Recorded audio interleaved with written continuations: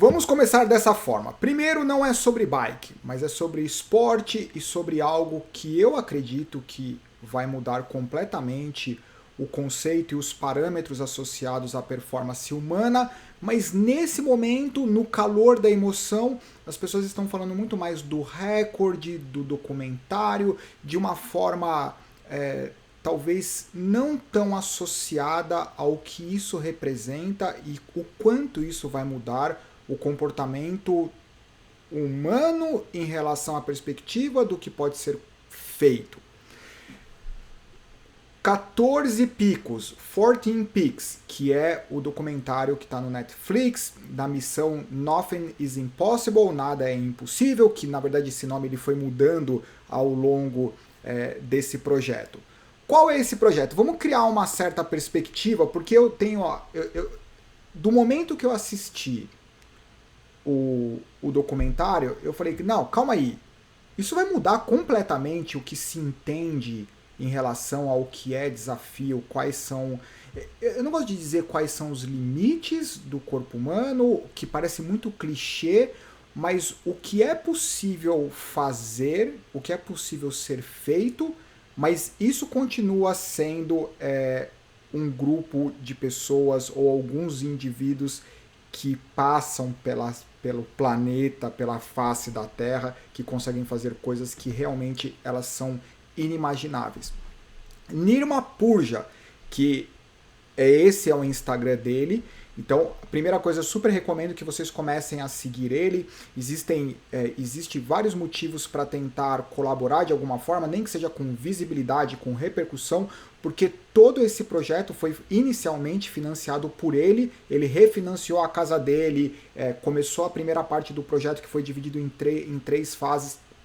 Começou a parte do projeto com apenas 100 mil pounds e o custo estimado do projeto era 700 mil pounds, então tem toda essa história. Se você for assistir no Netflix, se você tem o serviço do Netflix, use o serviço pago, não procure fazer gato, porque boa parte do financiamento disso, eu acredito que vai vir do dinheiro, do recurso que vai ser gerado pelo Netflix e etc. Então, ele é um cara que realmente fez algo incrível e para a comunidade do esporte ele tem que ser apoiado.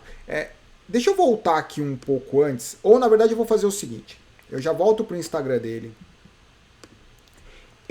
Essa entrevista, tem aqui o título no YouTube, é uma das entrevistas mais legais e aonde ele está mais espontâneo, porque é uma entrevista para o mundo, né, da comunidade dos escaladores, então ele está mais descontraído, ele fala um pouco mais de forma mais livre, porque todos os outros vídeos, documentários, entrevistas, geralmente é para grande mídia, então tem aquelas informações meio contidas ou estratégicas. E de tudo que eu assisti, essa entrevista, esse vídeo, ele é talvez o que mais se aproxime do que talvez tenha acontecido ou da real personalidade do Nirma Purja. Deixa eu parar ele aqui, que senão vai ficar confuso. Eu já coloco quando eu for falar um pouco do 14 Picos. O que acontece? Todo mundo conhece o Everest, certo? Todo mundo já escutou falar no K2, por exemplo. Então, o que são as montanhas que são acima de 8 mil metros? O Everest é a montanha mais alta. Existem 14 montanhas acima de 8 mil metros no planeta. Essas montanhas, elas já foram escaladas. A primeira vez que uma pessoa escalou essa montanha, o escalador ele demorou 16 anos para escalar as 14 montanhas. Nesse momento, ou antes, até 2019, o recorde eram 7 anos. E a proposta do Nirma Purja era bater esse recorde e fazer essa mesma escalada das 14 montanhas em 7 meses. Ou seja, é uma quebra de recorde de 7 anos para 7 meses. Qual é a grande dificuldade? Além da dificuldade técnica, do clima, da logística, de fazer uma escalada dessa, acima de 8.000 metros, que é a zona de morte, é porque você não tem mais oxigênio necessário para manter, por exemplo, as funções vitais. Você consome mais oxigênio do que tem disponível. Não é que você tem menos, você tem uma menor saturação, você tem a mesma proporção dos gases, mas numa menor saturação. Então, acima de 8.000 metros, você tem praticamente 30% da saturação que você tem ao nível do mar, ou seja, você tem 30% do combustível que você precisa. Lembrando que quando você está lá em cima, mesmo que você esteja parado, só o fato do seu corpo, da manutenção da temperatura, que é um dos grandes responsáveis de longe. Grande parte do nosso gasto calórico é para manter a temperatura corporal.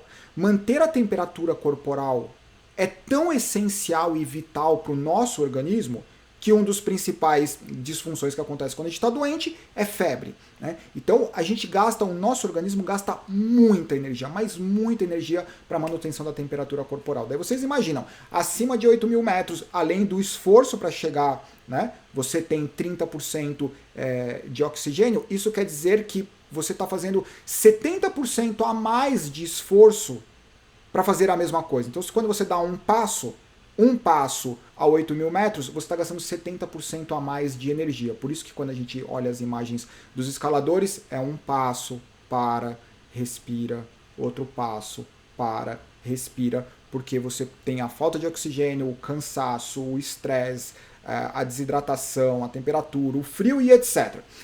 É claro que eles usam o suplemento de oxigênio para conseguir fazer isso. Existem os escaladores que não usam suplemento de oxigênio, o que aumenta drasticamente a taxa de mortalidade. Em geral, para essas montanhas, considerando o Everest, se eu não me engano, é 20% a taxa de mortalidade, o K2 são 25%, 30%, na Purma, se eu não me engano, é o nome da montanha, que é o que tem o maior percentual de fatalidade. Geralmente, essa fatalidade acontece após ter chegado no cume, porque você imagina que para andar poucos metros, talvez você demore horas. Então, o que acontece é que o escalador, o montanhista que passou provavelmente 4, 5, 10 anos ou a vida inteira se preparando após várias tentativas, quando ele olha o pico, ele está a apenas 50 metros, ele fala assim, eu não vou desistir, e esses 50 metros ele demora 1 hora para chegar, e obviamente depois que você chega, como tudo, depois que você atinge seu objetivo, é muito difícil você manter o seu cérebro no mesmo nível de atenção.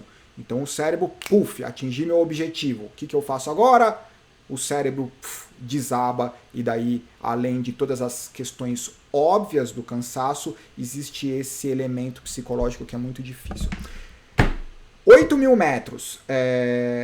O tempo de adaptação média para uma pessoa normal, para um escalador, o protocolo, é de 3 a 4 semanas para escalar uma montanha, como o Everest. Né? Entre 3.000 e 6.000 metros, você tem lá o protocolo de chegar no acampamento base, acampamento 1, acampamento 2, e esse processo pode durar de 3 a 4 semanas.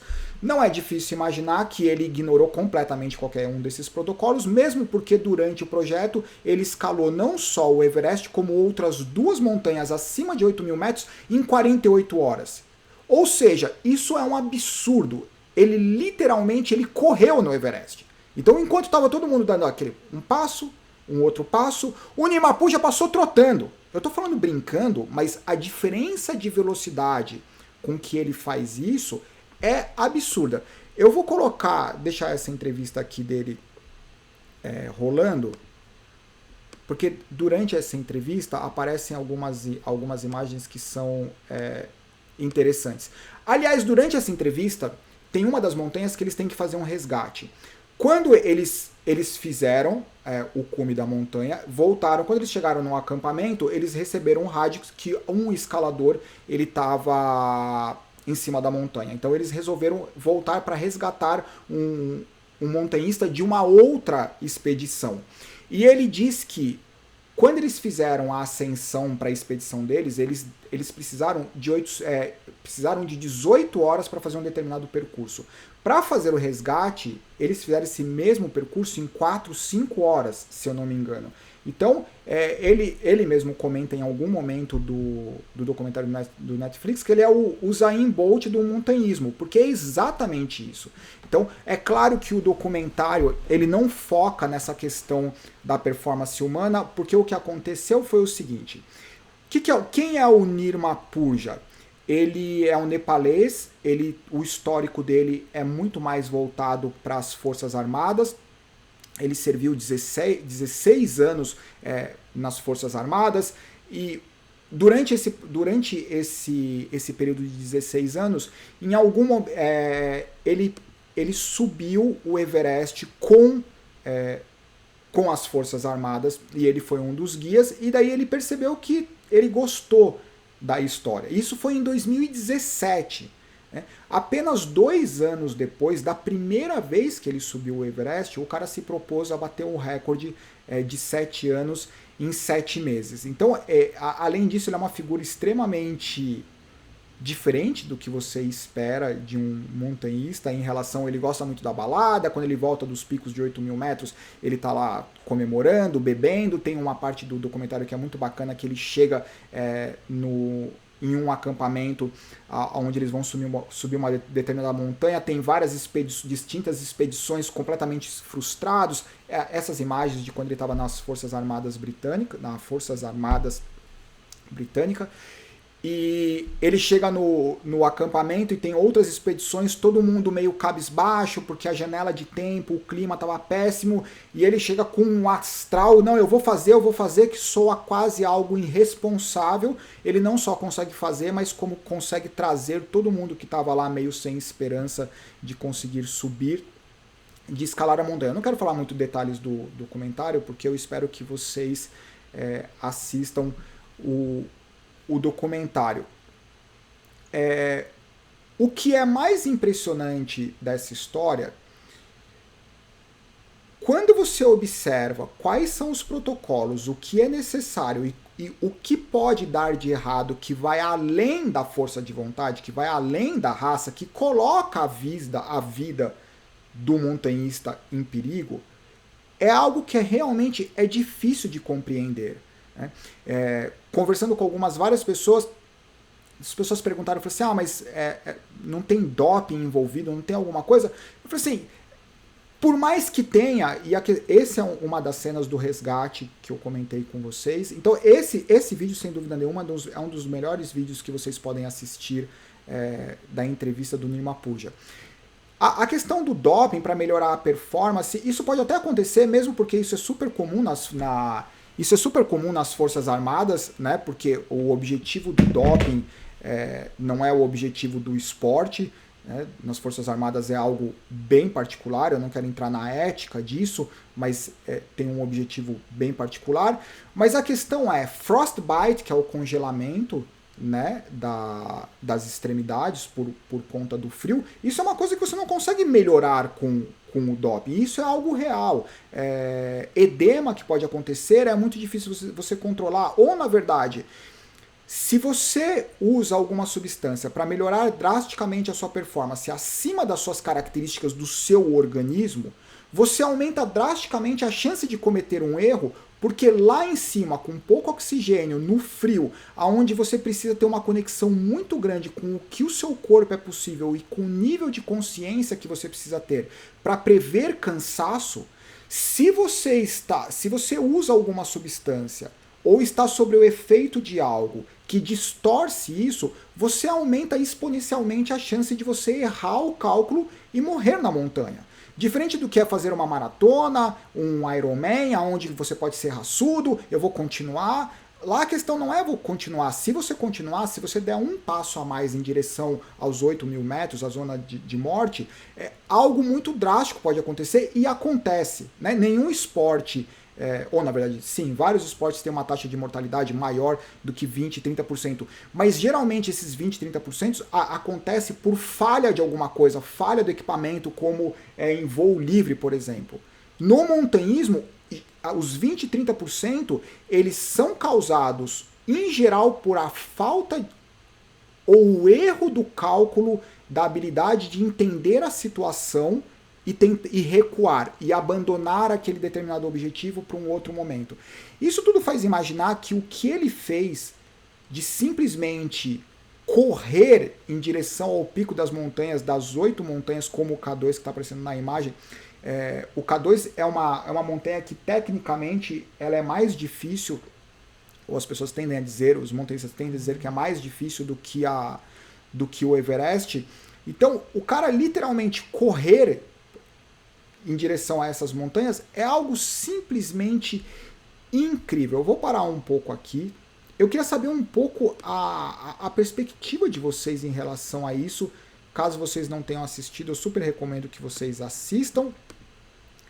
Esse é o Nirmapurja, o Nimsdai, né? O que é a questão final que eu gostaria de falar em relação a isso? Qual que era o objetivo dele? O objetivo dele era bater o recorde, né? E esse objetivo, ele, dependendo do momento que você assistir a entrevista, você vai perceber que ele vai agregando significado para a expedição, e é claro que outras pessoas vão entrando no processo de produzir o documentário. Então talvez em algum momento você perca a real essência do que foi. Mas, obviamente, para o cara fazer isso, ele tem um desejo nato, competitivo de querer fazer um feito desse. Talvez a primeira motivação, ou o primeiro... Como que eu vou dizer? O primeiro motivo, eu não diria que é a motivação, mas o primeiro link que ele fez com algo externo que vai além da vontade dele é o desejo de mostrar o reconhecimento que os Sherpas geralmente eles não recebem. Porque os Sherpas são os montanhistas que ajudam geralmente as expedições, eles têm uma característica, uma capacidade incrível e geralmente eles não aparecem nem na foto da conquista. Então ele fez isso com a ideia de tentar, ou criou esse link do reconhecimento dos Sherpas. E após isso, outros elementos foram sendo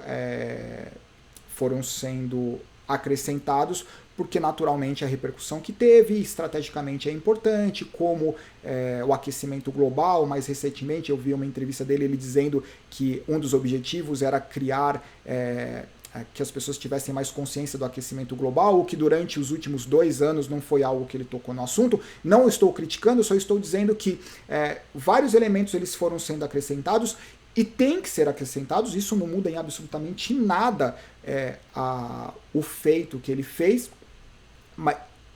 mas eu acho que ainda falta alguns materiais que focam na questão da performance humana, porque com certeza isso vai criar o montanhismo. Ele já nos últimos 5, 10 anos, ele já tem criado um status muito grande, porque se tornou um objetivo para várias pessoas, porque as empresas que conseguem levar as pessoas que têm o desejo para pagar 60, 70, 100 mil dólares para conseguir chegar no pico do Everest, isso se tornou um grande business, né? Isso, como qualquer esporte, socialmente, a pessoa dizer que subiu o Everest, então você tem um percentual dos caras que realmente são os montanhistas nato, e você tem um percentual muito grande que são as pessoas que movimentam essa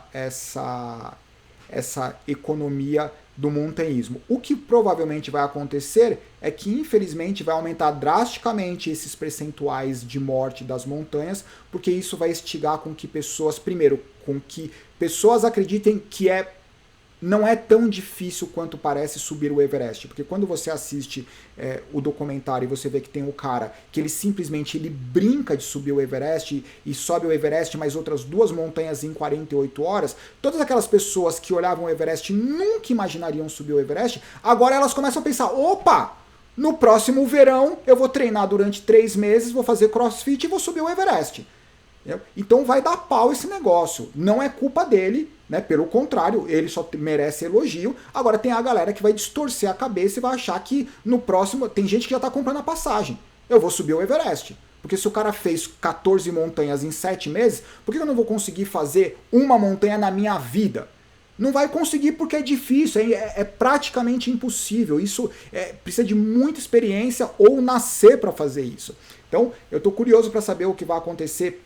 Primeiro, as relações mais materiais associados à performance humana, e segundo, o que vai acontecer com os números do montanhismo nos próximos anos, porque eu acho que vai acontecer um aumento drástico, uma motivação global das pessoas imaginando que fazer pico acima de 8.000 metros é algo que é fácil de ser feito. E não, é muito difícil e é para poucos, mas mesmo assim vale assistir e, por favor, descarreguem os comentários. Isso foi apenas um bate-papo sobre algo que eu acho que é fantástico, e o mais legal não se está falando ainda, que é sobre os aspectos da performance humana, mas com certeza vão começar a aparecer materiais sobre isso. Acho que é isso, abraço, tchau, apenas um bate-papo, né? Montanhismo para variar um pouco.